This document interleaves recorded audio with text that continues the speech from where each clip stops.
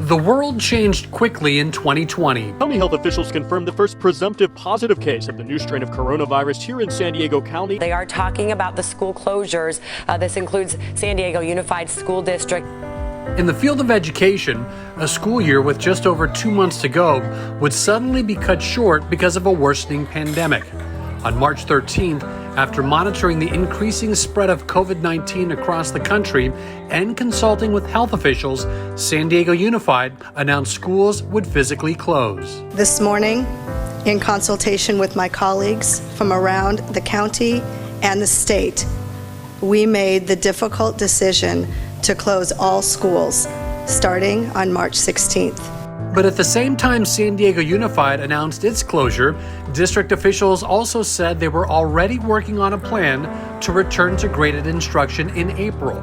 It was referred to as distance learning, and it would all be done online. Immediately, 10 days of online lessons were provided, along with televised lessons under a partnership with KPBS. The eyes of the city, the state, and the nation are all on San Diego because we've really been leading the way in terms of coming up with a comprehensive distance learning program. Every teacher knows that face-to-face instruction and learning in a classroom is what works best for students, but that option is not available to us at this moment. This is an emergency. This is crisis teaching. The new normal was far from ideal, but students and teachers did their part, with about 98% of students engaging in distance learning in the spring.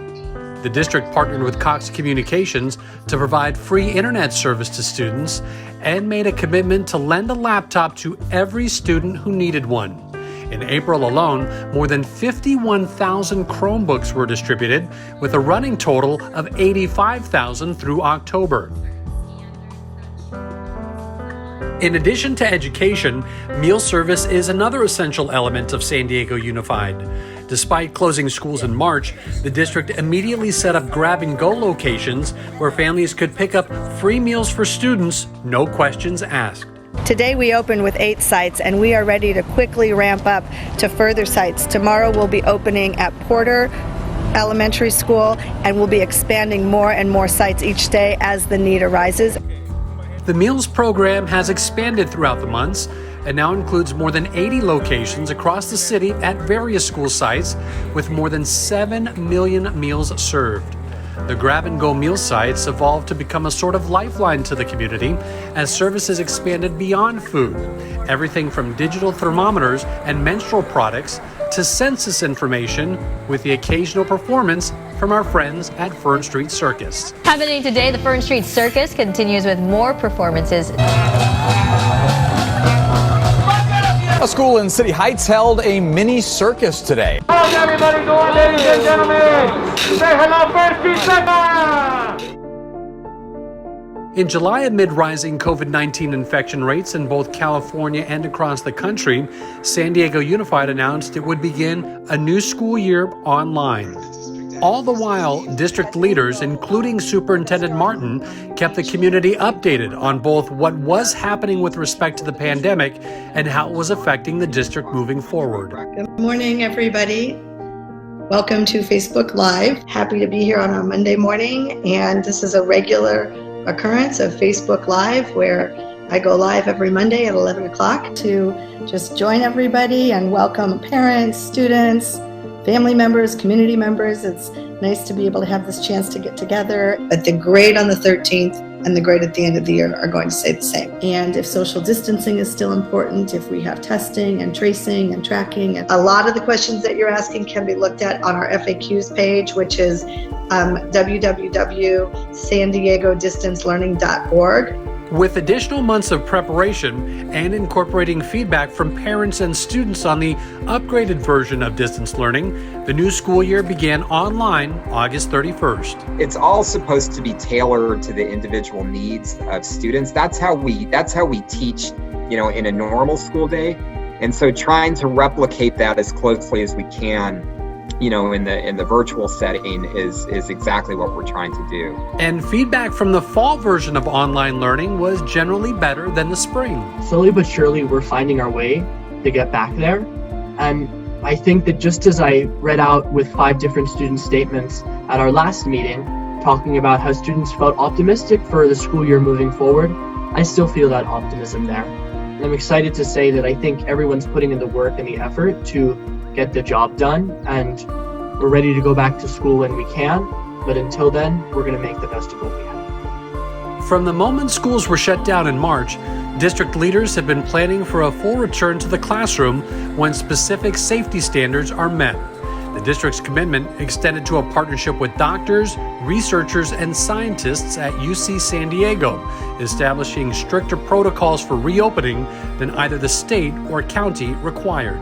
We really should not be opening all of our schools fully the way other countries have done until what is going on in the community as far as disease incidents and the way it's traced is also like it is in many other countries that have been successful with opening their schools.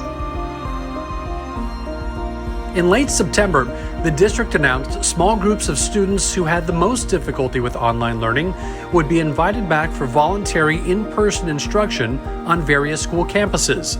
Phase 1 began October 13th.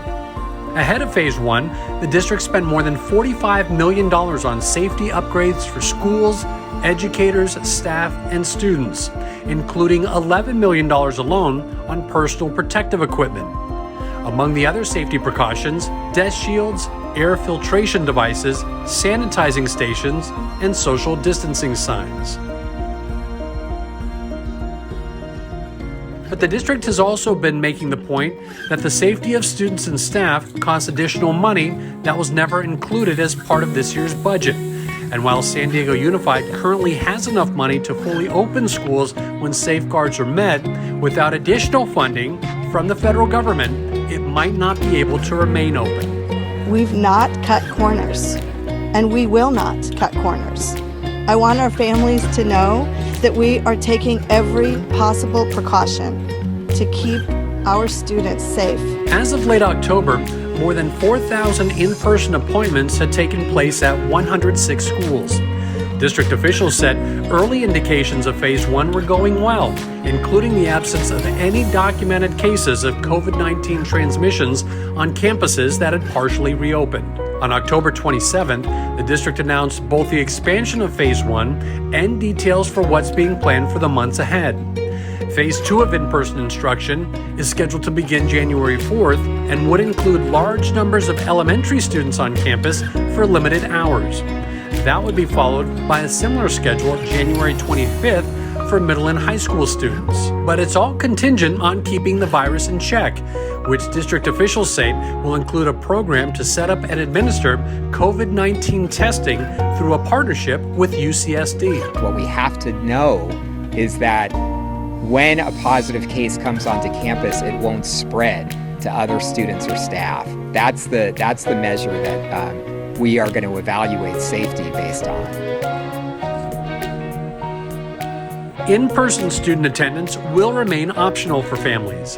For those who prefer, the online alternative will be extended throughout the remainder of this unpredictable school year.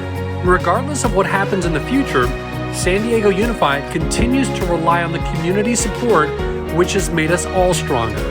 From the mayor of San Diego, to SeaWorld, to UC San Diego, to students, parents, and staff, it has shown the spirit of what the district has always believed. We are all in this together.